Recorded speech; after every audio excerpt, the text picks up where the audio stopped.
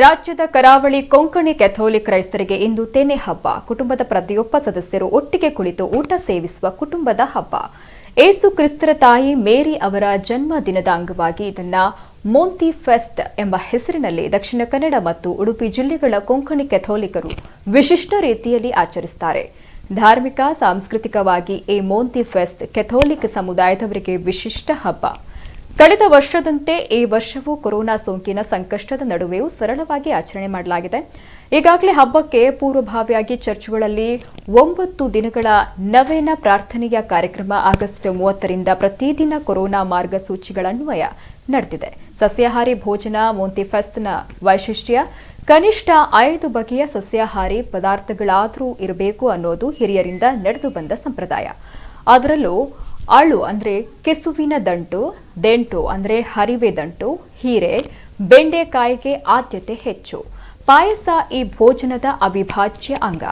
ಈ ದಿನ ಕೆಥೋಲಿಕರು ಬೆಳಗ್ಗೆ ಎದ್ದು ಹೂವುಗಳೊಂದಿಗೆ ಚರ್ಚಿಗೆ ತೆರಳಿ ಬಲಿಪೂಜೆಯಲ್ಲಿ ಪಾಲ್ಗೊಂಡು ಅಲ್ಲಿ ವಿತರಿಸಲಾಗುವ ಭತ್ತದ ತೆನೆಯನ್ನ ಮನೆಗೆ ತಂದು ಬಳಿಕ ಕುಟುಂಬದ ಎಲ್ಲರೂ ಸಹ ಭೋಜನವನ್ನ ಮಾಡ್ತಾರೆ.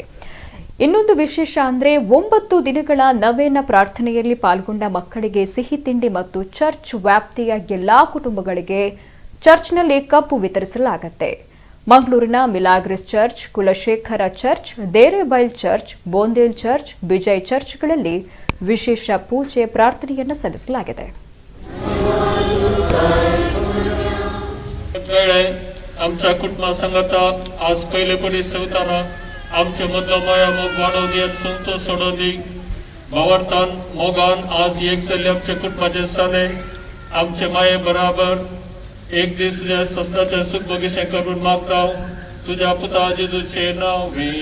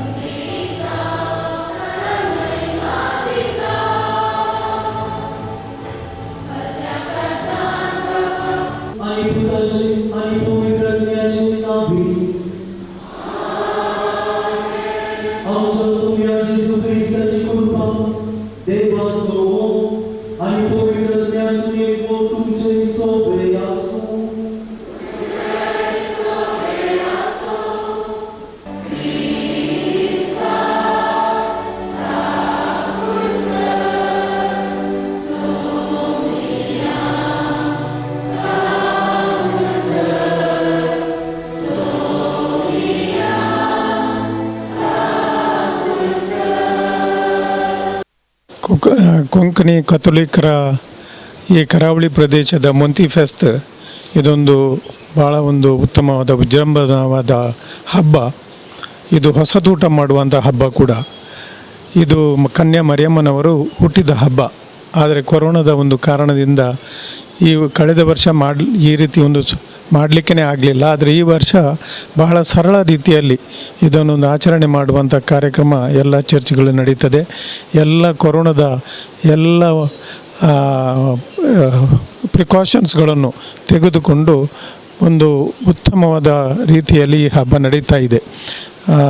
ಈ ಒಂದು ಸಾಂಪ್ರದಾಯಿಕ ಹಬ್ಬ ನಮಗೆಲ್ಲರಿಗೂ ಕೂಡ ನಮ್ಮ ಸಂಸ್ಕಾರ ನಮ್ಮ ಸಂಸ್ಕೃತಿಯನ್ನು ಉಳಿಸಿಕೊಂಡು ಬರುವಂಥ ಹಬ್ಬ.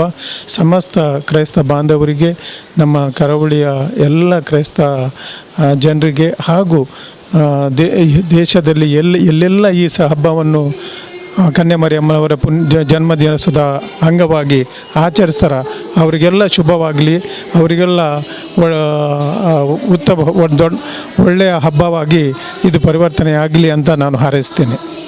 ಇವತ್ತಿನ ಒಂದು ಕಾರ್ಯಕ್ರಮ ಇದು ಪೂಜೆ ಎಲ್ಲ ತುಂಬ ಸರಳ ರೀತಿಯಲ್ಲಿ ಕೋವಿಡ್ ರೆಸ್ಟ್ರಿಕ್ಷನ್ ಎಲ್ಲ ಫಾಲೋ ಮಾಡಿ ನಾವು ಮಾಡ್ತಾ ಇದ್ದೇವೆ.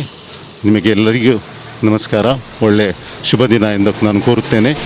ತುಂಬ ಒಳ್ಳೆಯದು. Thank you.